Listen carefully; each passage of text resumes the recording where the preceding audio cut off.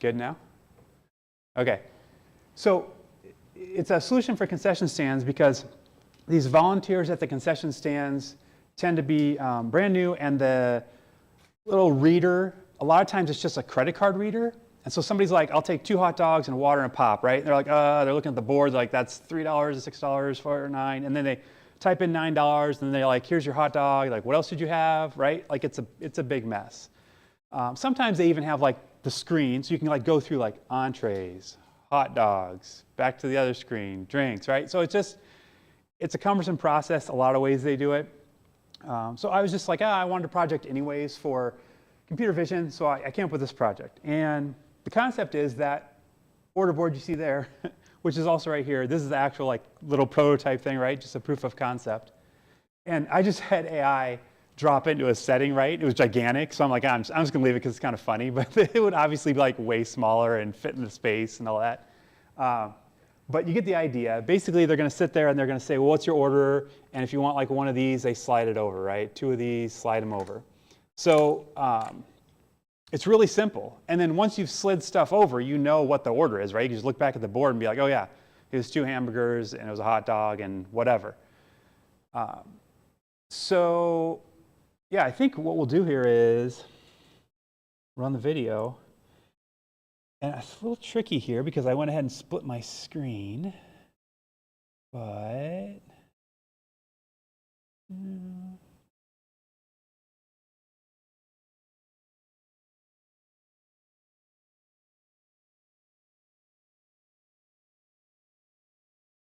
no, that's not what I want.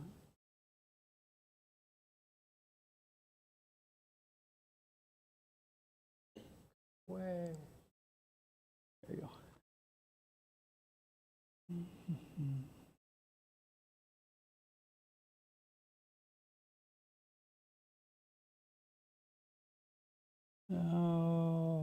Okay, maybe we'll jump ahead here because I don't want to play this one I see here. Okay, so let's move on. I'll find that in a second if I want to get back to it. But talk briefly about the order board. So it matters a little bit just because I want to get past like the whole, why didn't you do this, why didn't you do that, right? So we'll just talk about it quick. So it's nice because there's 1 rail per item. So you have water on 1 rail, it's very obvious. There's little pictures on there. You move 1 slider per item ordered. And then these printed markers, they're called Aruco tags. They're like a QR code, and those identify the row. And it's just 1, 2, 3. I didn't like say this one means hamburger or something, right? You just need to see what row you're on. And then for whatever concession stand you have, you can say row 1 equals hamburger, and you're kind of good to go, right? So benefits over like a tablet. That's kind of the most obvious other option, right? Is why don't you just have a nice tablet on the counter right there with all pictures and everything, super easy, punch it in. Well, this is lower cost, both to implement and from like a stealing perspective, right? Like if you just have a iPad sitting there at a high school game with tons of kids running around, I don't know, doesn't work everywhere, not bad in Iowa, but it's durable around kids and food and drink, right? You can spill on it, you can dump on it. The final version would probably be easily washable, rinse it off onto the sink, whatever. It's quick, you're not swiping through screens, you just slide them over. And then the reason I did the whole thing teaches me computer vision. So that was like, it had to be this kind of a setup where I would do something with computer vision. So there it is, right? All right. The other piece I did want to touch on is sliders versus food, as in, why not just watch the food, right? So that brings up a couple other things that are a benefit to this and are bad about food. There's ease of deployment. So when I have this kind of fixed order board like this, that's very predictable and reliable, everything's in the same spot all the time, it's going to be more consistent reading on the computer vision side. Another reason is visibility. So remember I said they give an order of 2 hot dogs and a cheeseburger and 3 waters and a pop. I mean, again, yeah, you can just see the food going across, but you won't remember if that was the order or not. That doesn't fix that problem at all. There's the convenience of looking back at the board, and then also of having kind of this final, like there's the order, there's the dollar amount, it all lines up. And then there is, I did want to mention, like down the road, I would have a feature in there that would track food, but for a different reason. So the nice thing about the food tracking would be you could see things like all the pepperoni pizza sold out in the first hour, and then we sold other stuff the rest of the game, right?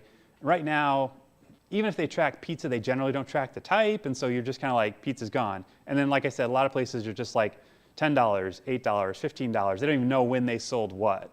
So that would be something where you could collect that information, send it off, and figure out, okay, popcorn doesn't sell when it rains, or pizza's always gone before 6 p.m., or whatever, right? All these different things you could do. You could even do combinations, like I see that it's a pepperoni pizza and a water. Like those go together a lot. Now you can build little combo deals, whatever. So a lot of good information could come from that, but for the purposes of actually calculating the order, it doesn't make sense to try and set all the food there, wait a second, right? Wait for the computer to figure it out and then give you an amount and then send it on. It just, people grab stuff and whatever as you're there, so it just would be complicated. So yeah.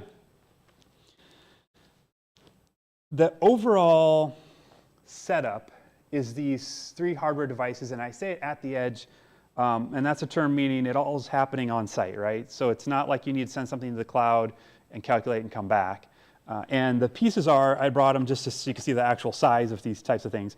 I used a Basler camera because, again, I wanted to learn about Basler cameras because they're very popular in manufacturing, very durable and whatever, work in a lot of environments. But you could, with the way models are headed, especially with Roboflow and some of the latest models they've put out, you could definitely put a smartphone up there. And then you've got some extra advantages of sending data out directly from that device live, making updates, things like that, maybe a little more smoothly. But one key of this is that it lives at the edge, right? You don't want to rely on Wi-Fi in a stadium packed with 10,000 people, all the kids getting on streaming and whatever, right? So you don't want to have a connection while you're trying to get the dollar amount for the order. So the Basler camera would just basically sit way up above this order board, right? And you would position them so that generally somebody's not going to block this with their arm or their body or whatever. And then the other piece that I used was a Jetson for the compute. So this is just the camera. And then this is a Jetson or Nano, and they're very popular again in computer vision, especially manufacturing and whatnot. And it can do a lot of heavy processing for computer vision. So it's overkill for this scenario. But again, I wanted to learn that technology, right? So yeah, that's kind of the whole physical setup. So here's just a little workflow real quick. Talked about there's the order board and the food on the counter, and the camera captures it. You go down into the model for the order board and the sliders, and then maybe another model for food items. We talked about that, right? So I've got that branching off over here. You go to a database, generate customer reports or whatever. Then you go, but let's go back with the way we're talking about today, which is you have those models, you've got some Python script that cleans everything up. You go up to an Android app that then displays the dollar amount right above the board. And so basically what I did just to cheat was I just set my phone here like this and let the app show the dollar amount at the top of it. You'd wire in an LED display or whatever for the actual product. But that's why there's an Android app involved here. So being as we're here for Python, this is a high level, hard to see summary. You don't need to read the details necessarily, but basically down the middle you've got the central Python script that's running on the Jetson, right? And then you've got some pieces from Roboflow coming into it that we'll talk about here as we get into it as well. There's what they call workflows, and it's just modular drag and drop setups so that you can run computer vision much more easily instead of having to do things like download weights and things like that directly onto your devices. Those work on the edge also. So you can call the latest version of your workflow, and then all of that will run at the edge in their inference package. Okay. Let's see. So let's talk about that a little bit more about Roboflow in general and what they're doing. Again, thanks to them for sponsoring this. But they basically have a computer vision platform And they are helping see the world, right? Helping computers see the world. Here's a couple examples, videos that kind of show the identification, the object detection of what they're doing in a couple different scenarios. Looks like they've got, you know, bottles of liquid and how high they're filled. They've got on the far left bottom safety detection, looking for safety helmets in a workplace. And a second one at the top, they're checking for caps. The caps have been installed on every one of those bottles. So yeah, there's just a lot of uses that are out there in the world that people are using RoboFlow right now. Companies are using RoboFlow for. The nice thing is that it also translates to personal use. They have a nice free entry-level platform that you can get in and play with stuff. Here's some of the name brands they work with. You'll recognize like Pyowa, Chobani, and whatnot. But I mean, it's big numbers. You know, 2 billion weekly predictions, 1 million projects out there. It's I think they work with over half of the Fortune 100. I mean, it's heavily used at this point. And yeah, that's just kind of the overall process for a computer vision project. You're going to start with data. You're going to label it and say, you know, this is what I'm looking for. This is a hard hat, right? And then you're going to train your model, which is fine-tuning an existing model generally. And then you're going to build a workflow that incorporates that model and says, okay, run the model, find the hard hat, and then put a box around it. And then send me a text if there's no hard hat on the person or whatever, right? And then deployment. So this is what I'm talking about as far as the edge. They do kind of show quick the web RTSP file. I mean, there's different ways to deploy it live or on the edge or from different streaming methods. So, okay, workflow A. This is the first one that runs, well, actually, this is the first one that's going to run in the Python script. So what I wanted to do is pull that up and show you what the main Python code looks like, because that's going to be just kind of a good, I mean, this is what we're here for, right, is for Python. So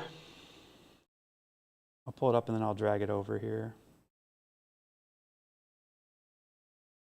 Actually,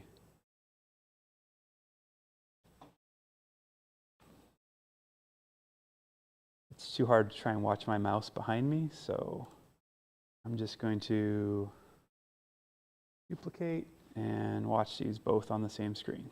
Okay, so this, and I don't code Python by day, right? So you're going to look at this and be like, I don't know about that, right? But so overall, first of all, I'd take any feedback now or afterwards if you're like, hey, you might do this differently on a big scale or small scale, whatever.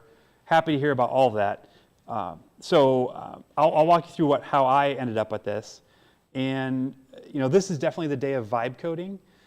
But this project I started before I had gotten deep into vibe coding. And so this is going to be asking AI. How do I do this if I don't know, right? There's certain things I knew at some level, but there's other things I'm like, not sure about this. So bringing in our packages, setting some values in the config, and then starting to get all of our functions in here. I'm going to jump down to this section at the bottom, which is essentially your main. This is what RoboFlow has set up to make things super simple.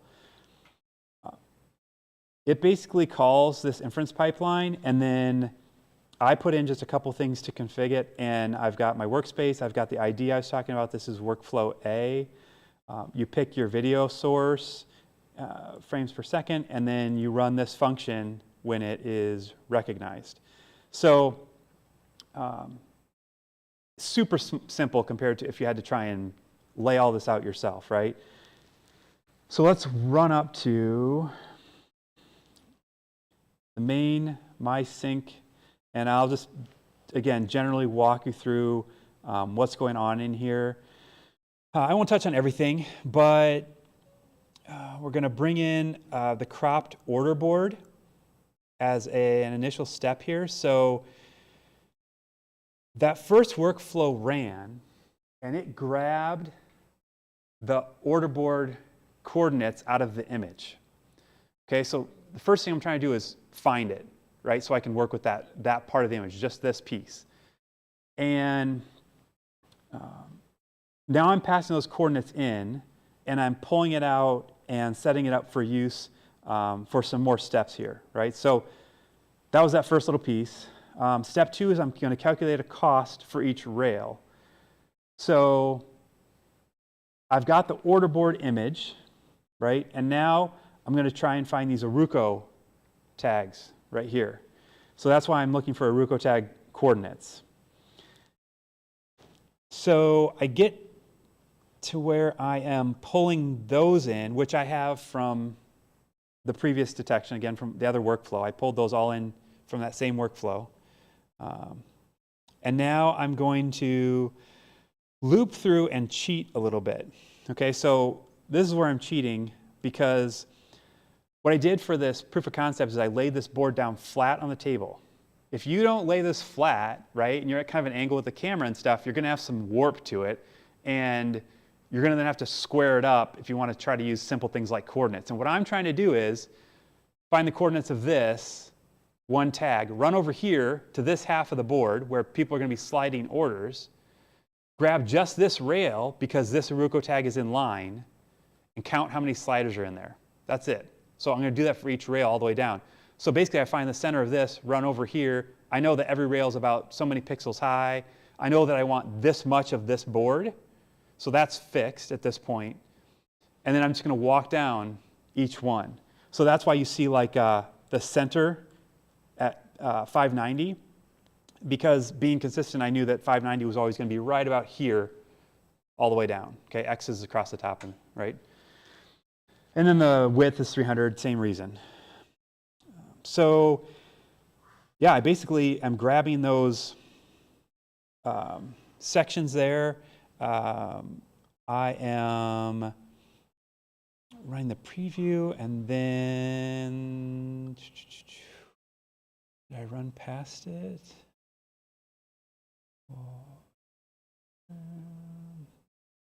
I did.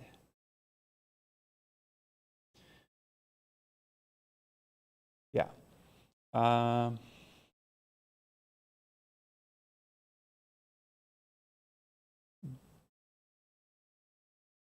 There we go. Okay. So now I've got all the rails, like I said, predetermined. So you would change this for whatever concession stand you're at. But in this case, I'm saying, you know, nachos are on rail 2, whatever.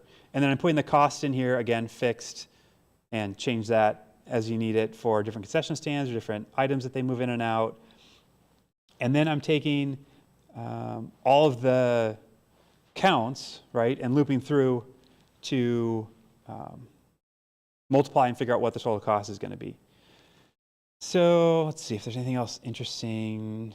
No, now I'm kind of into like this was the, what do you call it? Function to call my video source. So yeah, I think that was, I don't know, I think that was most of how this kind of overall thing works. And so I'm going to kind of jump back and show you what it means to pull in a workflow, right, from Roboflow, the setup kind of ready to go. So now this is going to be,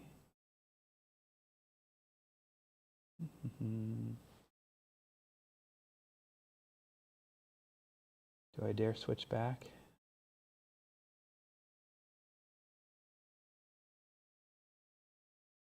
Oh, might have worked.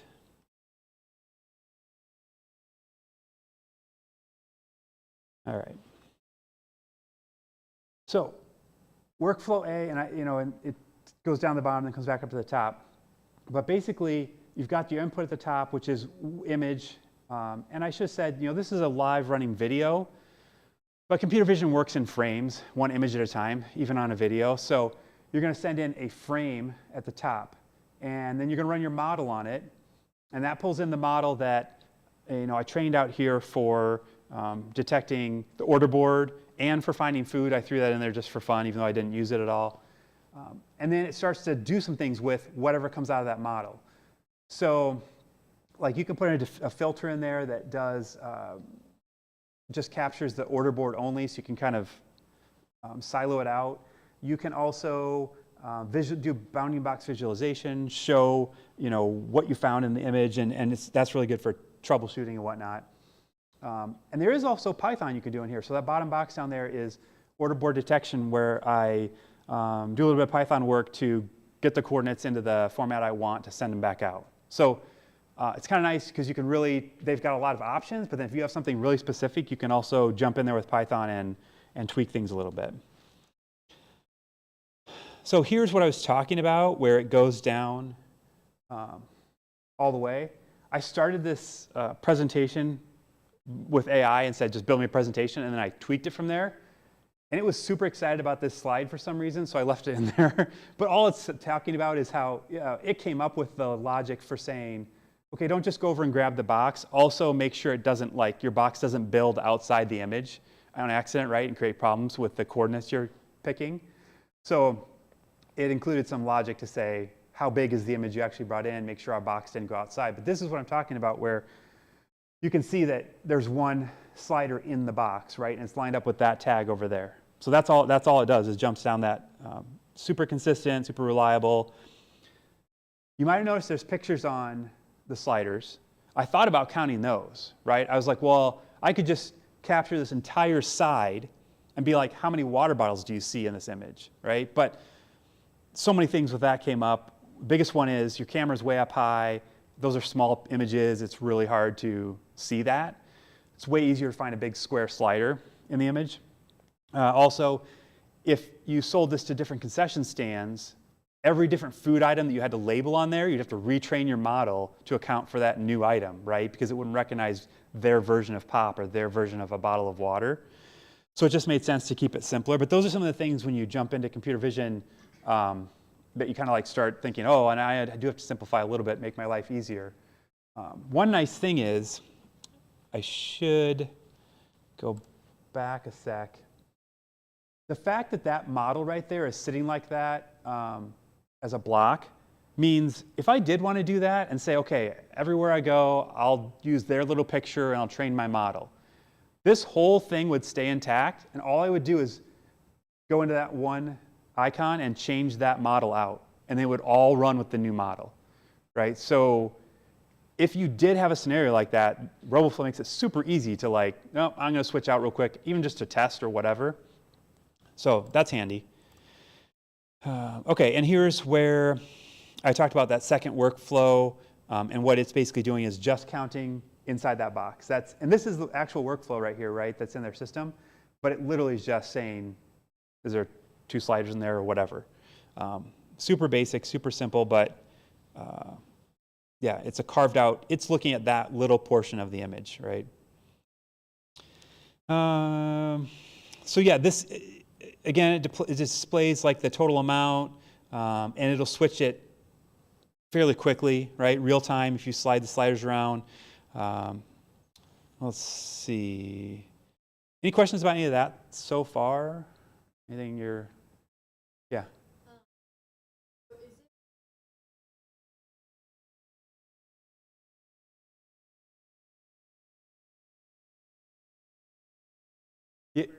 Yeah, it's fixed. As far as trying to detect if how much is on the right half, how many sliders on the right side, I just, again, cheated, said my image is always going to be this big, take this half and at these exact pixels and cut it off and look for there. Yep, exactly. I just divided the coordinates in half. Now, that being said, you absolutely do not have to do that. You could just do some Python quick and say, what is my order board image? What would it come out as with pixels? Divide that in half, fix it that way. You could also get more complex with computer vision and try to isolate both sides of it, right? Like these are over here, these are over here. They're 2 separate, they should add up to 10. Did I get the right amount? If so, this grouping is the ones I want to count, stuff like that, right? But yeah, super easy way was just to cut it in half. I will say too, Roboflow has warp or perspective correction blocks. So if I did have this, add a slight angle and the camera's over here and it just is not square to the board, that would be a block I throw in there real quick. You just throw it in. It would square it up for me, and I'd go back to my super simple, like over here, over here, over here, right? So a lot of things you could do, or you would want to do if you went into production with this. So, yeah, any other questions about? Yeah.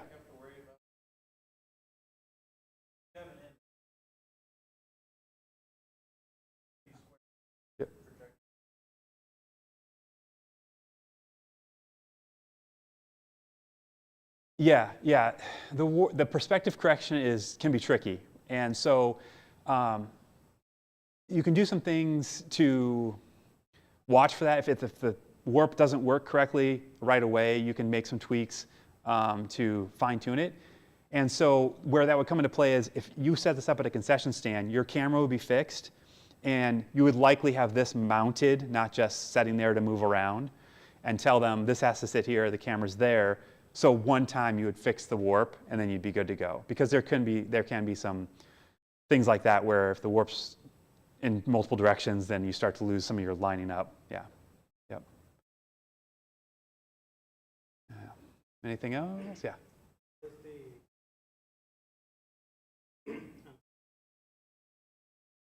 Yeah. Yep. Yeah, I didn't touch on that. So the question is, how does the process know that the person's sliding or not sliding, they're done with the order, and then read it? It doesn't. It's running, in this case, 2 frames per second. Only slow because I didn't feel like I needed to go any faster, but you could definitely go much faster with some of the models they have, and with the right hardware and everything. But basically, it's just running steadily. So you're just going to see your dollar amount at the top change as you move things over, and you would just need to stop and look at the total and be like, oh, that's the total right now, so that's what I wanted. So it's constantly running it, yeah. Multiple times a second, though. Yep. All right. Well, the next thing up then, ooh, I haven't tested this with a split screen. For all of you, I threw together this piece of swag that's an app. So this is going to let you try these things out at home. There's 3 options once you get in there. You can do a detection, and I think it's just person and vehicle is the 2 classes.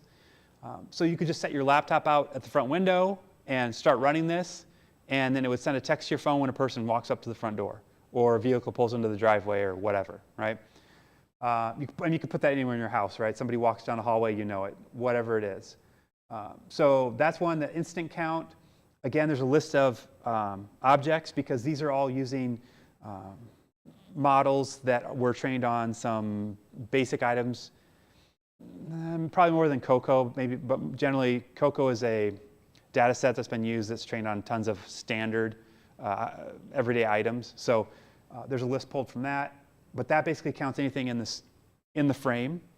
And then the moving count checks anything crossing a line. So you could set it up at a street, and it would count how many cars go by the line. Okay, and now this is not, production grade technology here, right? So it's not. I wouldn't go out there and start spending money on, based on how many cars go by, whatever. But yeah, it's free to try. If you want to take a picture of this, or I'm sure we'll post it later, or the QR code will take you right there. But the picture has, if you took a picture, that would have the password in there too. It is password protected to get in. The sessions are limited to an hour, just to keep things from running forever on accident or something. But the nice thing here is this is powered by Roboflow. So that's another thing they did as part of sponsoring this. They're powering the compute behind it so that no need to pay for tokens for any of this, right? So that was nice of them. So yeah, you can open that up and run that. Again, I'll take any questions here. I will kick that off as well, just so we can look at it for a second. But any more questions before I do that? Before we take a look at a live demo and see me crash and burn in real time? All right, jump straight into the crash and burn. Let's see here. I'm going to switch back to this. And Jump over here.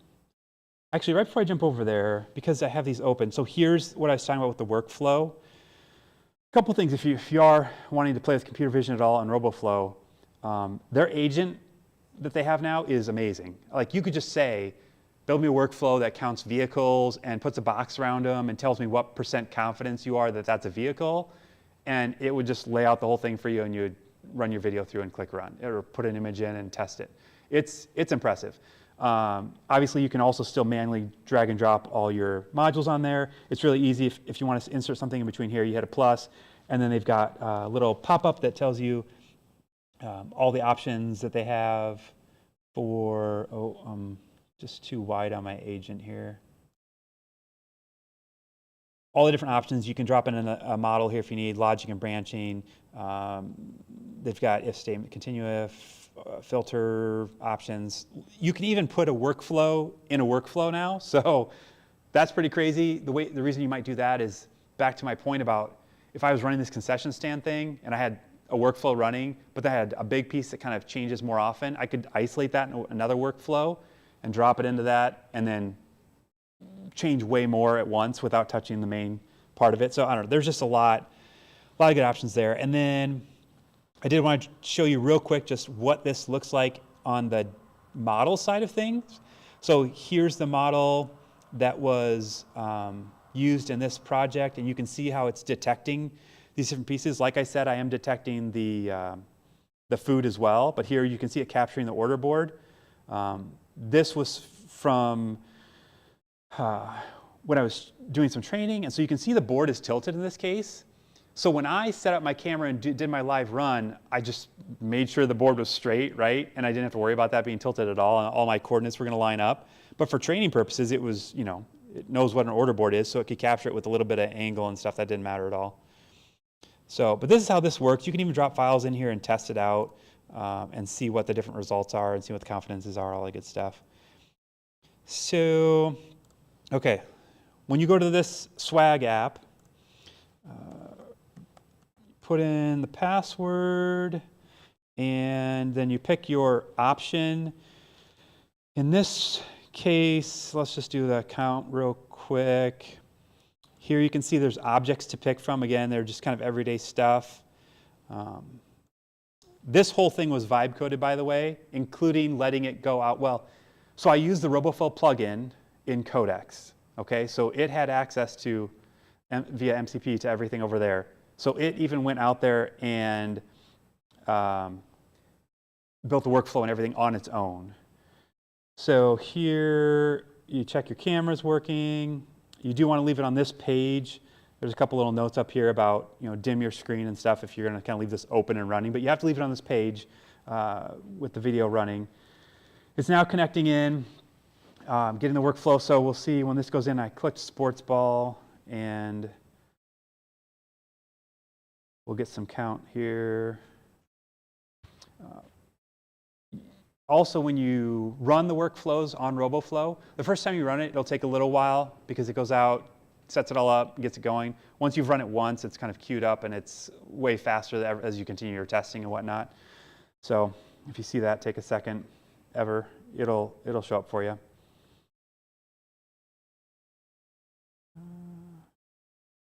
And then for this, I also picked a frames per second to send through. You know, I could have done 30 frames per second, and the problem with that is, so there we're live. So it's live, and it's not seeing anything. And then moment of truth, it saw a ball. So there it shows the count as 1. As I was about to say, that with the 30 frames per second, the problem is this is updating for every frame that's run.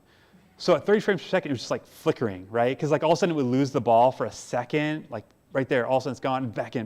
But at 30, that's only, you know, that's like 5 of whatever I'm at right now. But at 30 frames per second, it's just constant.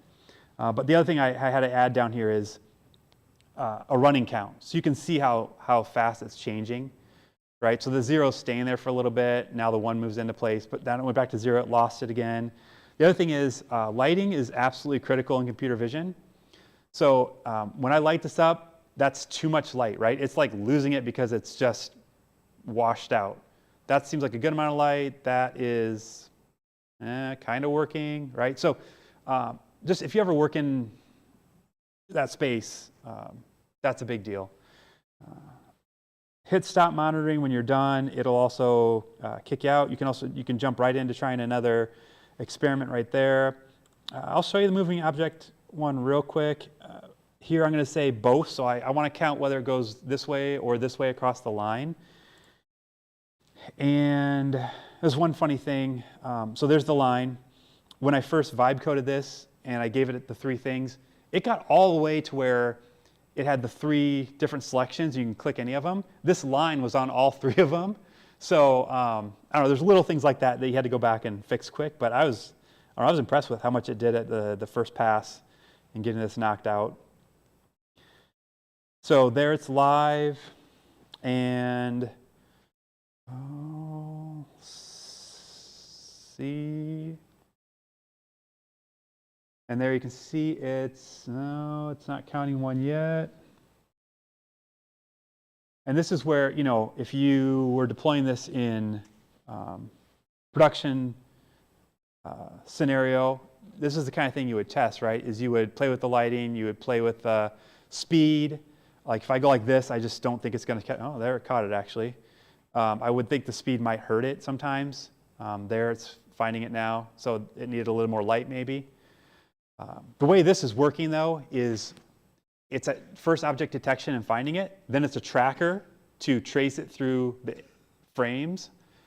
So if you lose it, you won't get a count because it'll be like, oh, I saw it to here, and then I didn't see it anymore, but I saw a different ball start here and go across. That can happen, so you still think you got a count, but really it counted a new ball that started right here.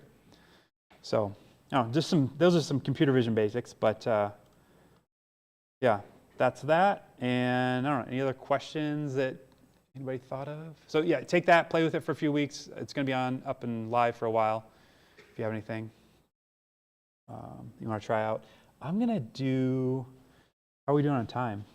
We're okay. Anybody got to be anywhere right now? We're good? Okay.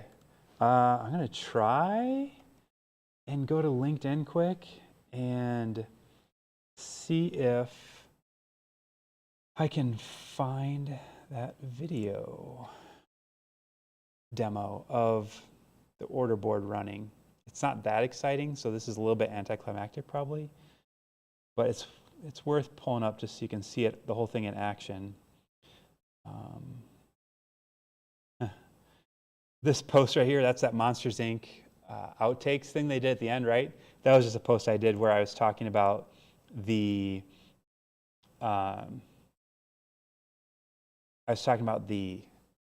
problems I had when I built the whole thing, right? This is it. Okay, so on LinkedIn, I've got the wording up there. You can barely see. The order amount starts at 0. They start sliding. Things start changing. There's the cost if you want to just verify that it's working. Here's the picture of it looping through each one. I actually had to do that for some troubleshooting. I had to build that separately.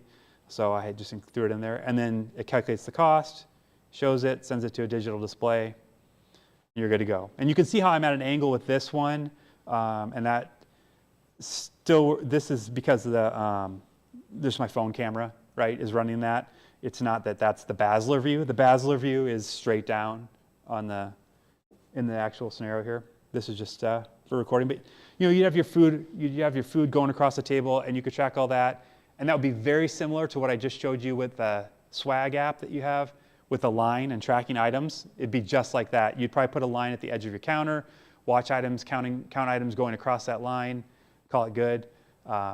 You would have things where items would come back, right? Somebody like pick up their water, and then I gotta get my food, they'd set it back down, right? So you could track that. You could be like, a water came back and then went out again, so I don't want to count that twice, right? So you can figure all that stuff in, but yeah, that's the whole thing. All right, if you have any questions afterwards, feel free to stop up. I'll stick around for a while.